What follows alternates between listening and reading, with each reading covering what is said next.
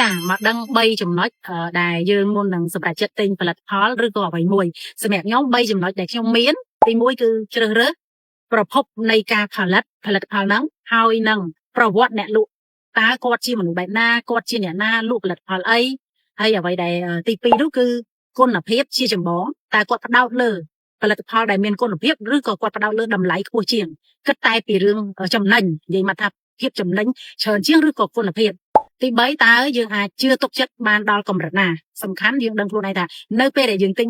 អាវ៉ាន់ឬក៏ផលិតផលពីគាត់យកទៅញ៉ាំតែយើងអាចជឿទុកចិត្តគាត់បានប្រមាណភាគរយពេលខ្លះខ្ញុំគិតថាការទិញបន្លែឬក៏ទិញអង្ករពីសហគមន៍កសិកម្មទំនើបស្រីនិងអំមិនមែនទិញអង្ករទិញបន្លែទិញទំនុកចិត្តដូច្នេះអ្វីដែលសំខាន់បំផុតការផ្ដល់ទំនុកចិត្តចាអញ្ចឹងសម្រាប់ខ្ញុំមើលលើអ្នកលក់ដែរបើអ្នកលក់គាត់រៀងមានស្តង់ដារដែរអញ្ចឹងខ្ញុំគិតថាគាត់ផ្ដោតលើគុណភាពហើយអញ្ចឹងអ្នកទិញក៏ទទួលបានផលិតផលដែលមានសុវត្ថិភាពដែរ